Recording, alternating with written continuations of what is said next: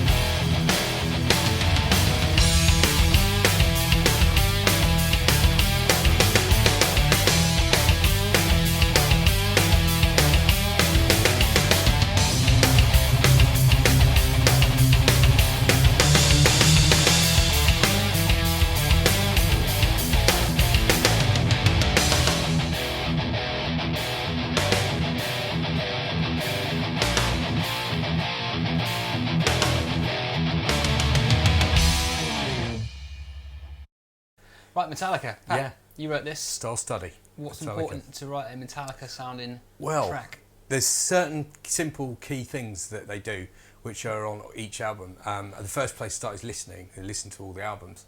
And things like, I called it 0321 when I first started learning Metallica songs on a bass, and that is that. That's on almost every album, especially up to the Black album. And it occurs, it's like an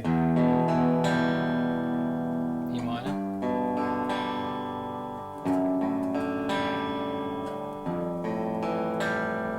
It intro. gets you into that flavour, doesn't it? Yeah, it does. That tension and that kind of chromatic movement. Absolutely. And then you double it up. And what I did was use the G shape and this, which is one of the rhythm parts. And I put clean over the top. And of course that, which is Sabbath. Yeah, totally. Yeah, really cool. And I think it's good as well. We can get so locked into kind of power chord shapes with driven stuff that playing around with different intervals like that, it gives something different for the ear. It's quite refreshing sometimes. Even though we're kind of citing a classic tone in an approach to writing, it's still refreshing when you break away from those fifth power chord shapes. And it fits with open chords. Totally. Which is really sort of basis of songwriting, really. And they, you know, everything, the song's always king. Absolutely. Yeah. So Pat, take us through the next section. Yeah, what comes up next? Okay, so what I did was this. Again, breaking away from the standard power chord, which is a kind of classical type build. And the next riff came as an approach more from the sort of load and reload era onwards, where I think what they did basically is they went as heavy as they could, and then they wrote their big commercial album, the fifth album, and then they went, let's write some Thin Lizzy songs, you know, because they came from that background. In fact, I think there's a Lizzy cover somewhere. Whiskey in the Jar, right? Yeah, there is. Cool. So, and then I chucked in a little bit from And Justice for All, which is a common. That's Hetfield does that quite a lot. So that's the riff.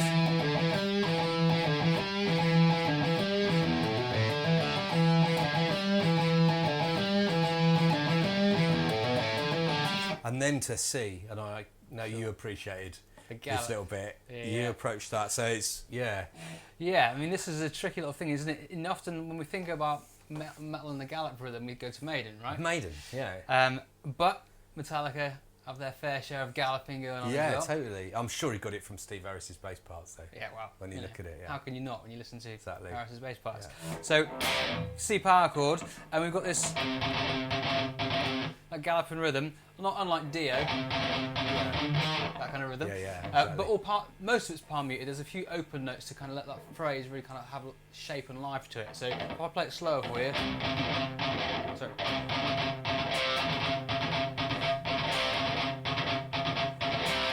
Opening up those notes so you get that kind of contrast of mute versus open, brighter sounding phrases and the accented notes as well. Should we play it together? See if we can get it. This is the trick, is the doubled thing.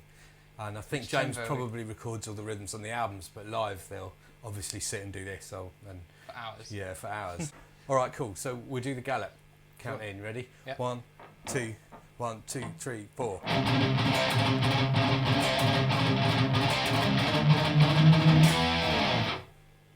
Cool. Nice. Okay, so the next section kind of feels like a slowed down version of that gallop, doesn't it? A stompy gallop. Stompy, yeah.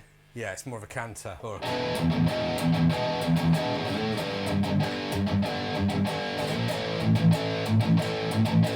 So it's you hitting all the key Metallica frets, which is the open chord, fret 3, fret 5, and fret 6, which is your tritonal. Sure. Yeah. So that's slide, and then there's a really Metallica bit, which is I remember wondering when I was learning how they played chords, power chords this fast, and it's normal power chords are fifths, so it's 1, 2, 3, 4, 5 notes up the scale, but what Hetfield does is plays fourths. 1, 2, 3, 4. 1, 2, 3, 4. That's a fourth. And rolls his fingers around rather like a country player or a banjo riff.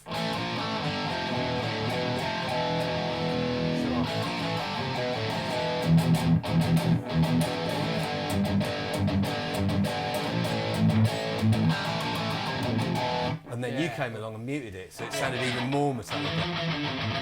Yeah. Should we play that together? So downstrokes is another big part of it, isn't it? Kind of getting that kind of ferocity to it, because you get this real, like you said, it sounds like a barrage of power chords, which would be pretty tricky to play in the standard shape. But with the fourths, kind of, then you can use different fingers to get the chords. And with the downstrokes as well, I think it's undeniably Metallica. All down. Should we do that together? Where are we going from? Just from the Stompy riff. Cool. We'll play that together. Ready? 1, 2, 3, 4.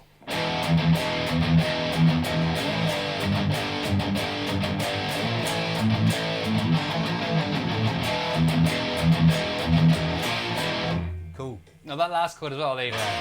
Gotta be. That flat 5 back to root. So het. Wicked. So yeah, after that it's back to the old the post 96 sort of riffs. Yes. Yeah, you're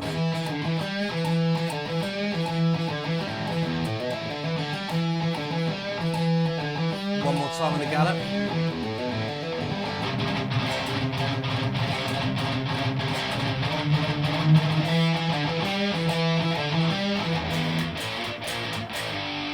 Cool.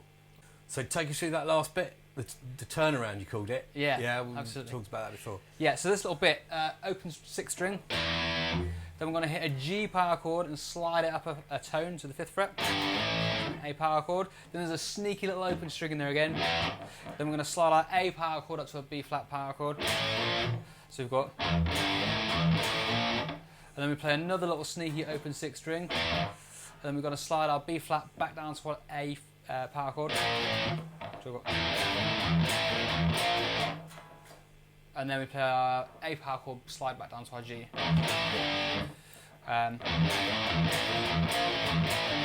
And then we play an open E again, and then we slide our G up to our A, back to our G.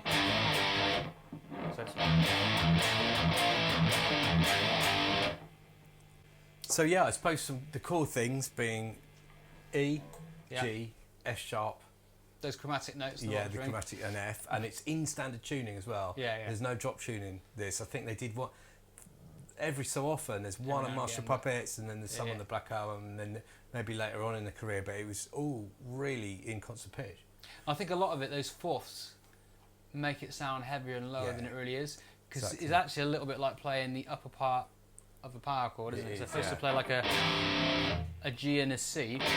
It's almost like that's the upper. If I had a root note on a 7th string here, it's that bit of that power chord. So you start to, you know, presume it's part of a lower tuning, Yeah. which is a sneaky little thing. Definitely worth stealing. Yeah, cool. So yeah, take the core elements, put them together, right track, simple beats, open hi-hats, you Metallica-esque. Sure. Cool. Groovy.